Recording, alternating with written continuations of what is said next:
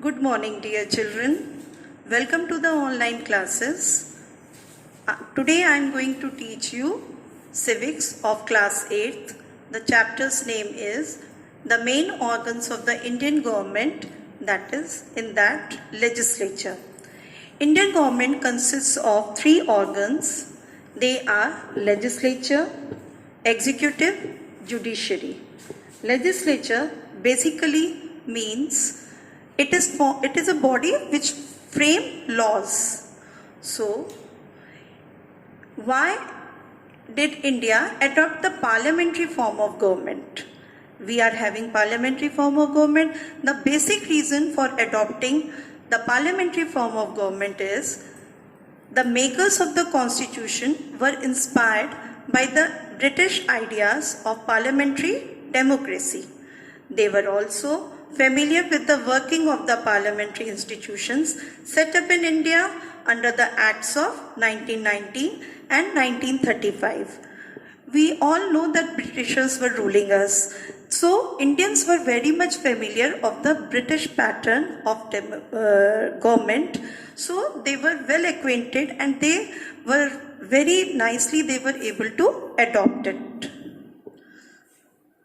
In the parliamentary system, which is both responsible and responsive, the Council of Ministers is collectively responsible to Lok Sabha. Hence, there are no chances of the government or the ministers working in an unstrained manner.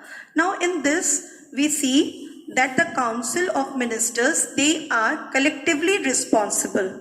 Collectively responsible means if any minister is doing anything mistake or doing anything wrong, then all the ministers, they all are responsible for that work, and they will be, they all are under the opposition target of the opposition party, and then they have to, if no confidence motion is passed, then they will have to resign. The parliament exercises control over the ministers. During the question hour, members of parliament can seek information on matter of public importance. Opposition may move no confidence motion against the Council of Ministers, and if the motion is passed, the government has to resign. Now in this, 2 terms are coming, question hour and no confidence motion. Question before the meeting starts, there is 1 hour is of question hour. In that, opposition party asks the questions from the ministers and they are supposed to answer.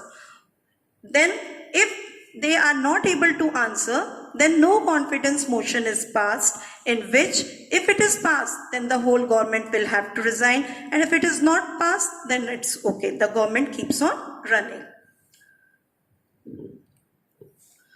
Now, what is the meaning of parliament? According to the constitution, parliament shall comprise of the president and 2 houses, that is Lok Sabha and Rajya Sabha. Although the president does not sit in the parliament, he or she may address either house or both.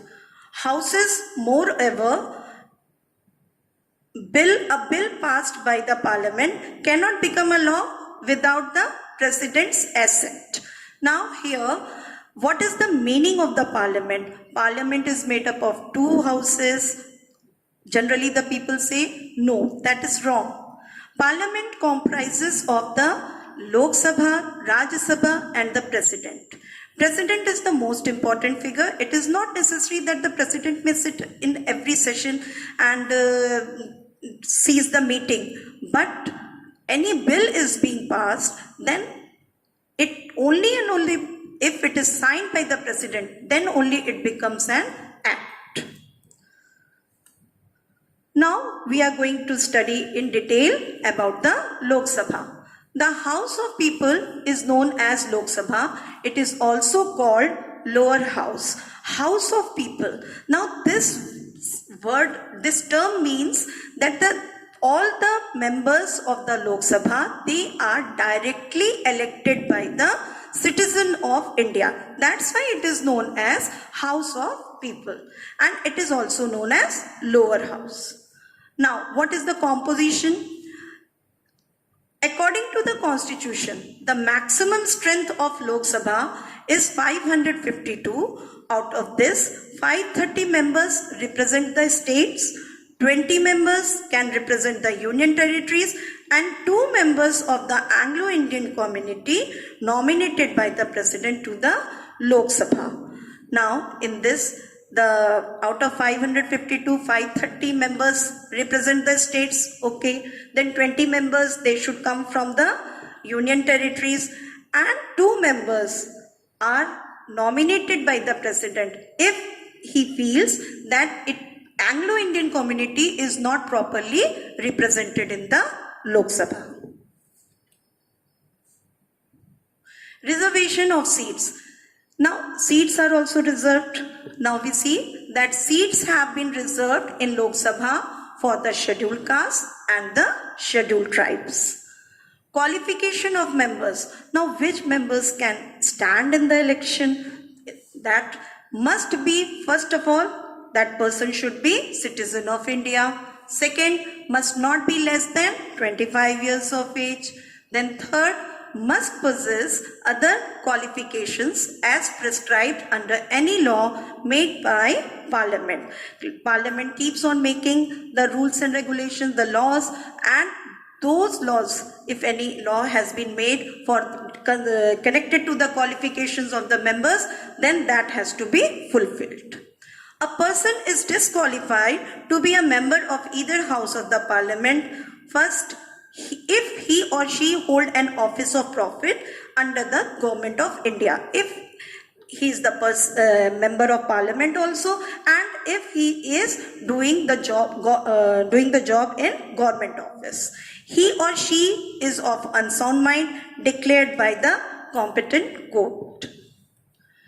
Duration of the house. The term of the house is 5 years, but the president has the power to dissolve the house if the party in power loses majority before the expiry of its term.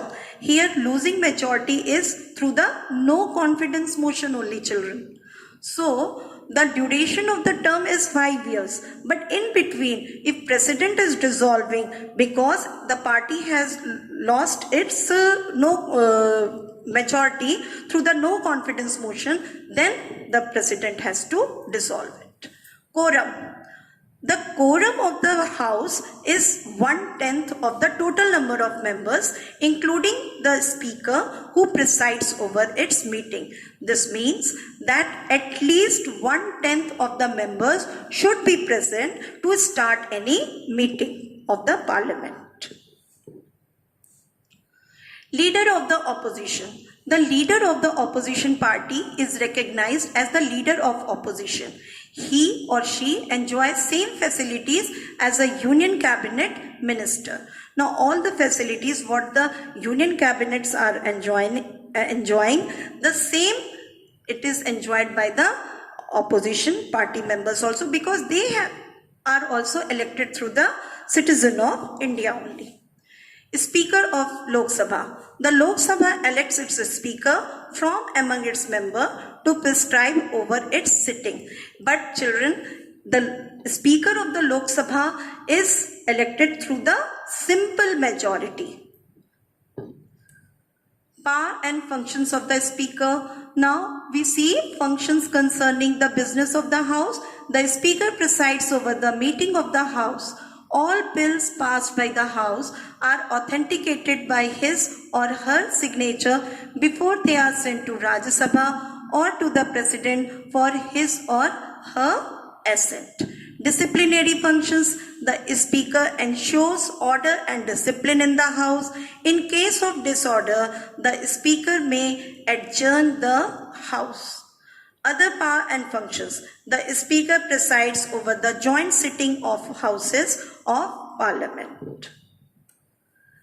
Now, after this, we come to the next chamber of the Parliament, that is Rajya Sabha. The upper house of Parliament is known as Rajya Sabha. The composition. The maximum strength of the Rajya Sabha is 250 members.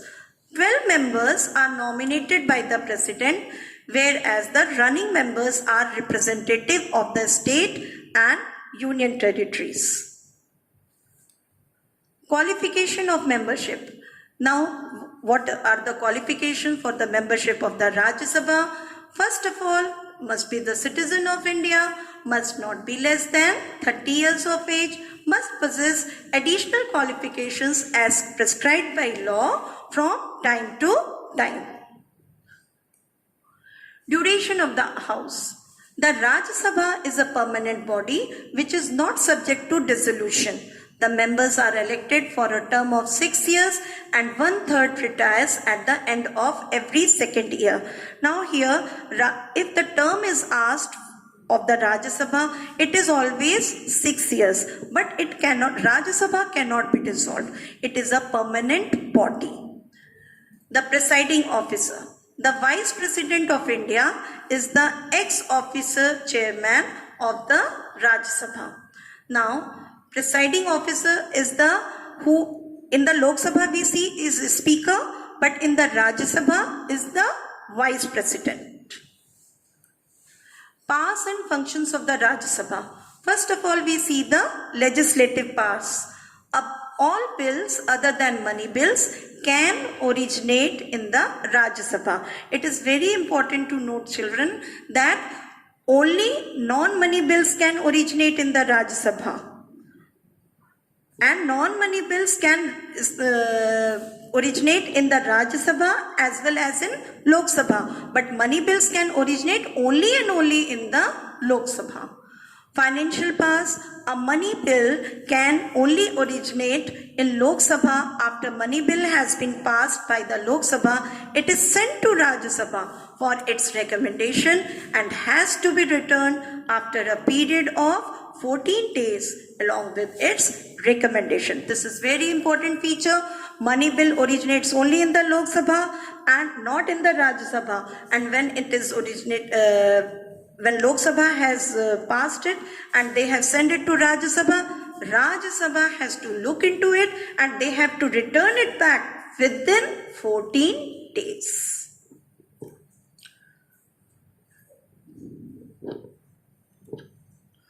How does a bill become a law? Now we come to the last portion of the chapter. An ordinary bill can originate in any house, whereas the money bill can originate only in Lok Sabha. A bill has to pass through 3 readings: first reading, second reading, and third reading before it becomes an act. After the bill is passed in one house, it is sent to the other house. If the bill is passed by the second house, it is presented to the President for his or her approval. If the President gives an assent, the bill becomes an act or a law. It is very important feature that the bill is passing through the 3 readings in one house, then it is duly signed by all the members, then it is sent to the other house. There also they look into the matter very carefully, and when they are also passing, the other house is also passing, then it is given to the President. Then if the President goes through it and if he feels that yes, it is okay, then he or she signs it. Assent means sign, and then only it turns into a law. This is the end of the chapter. Thank you and have a nice day.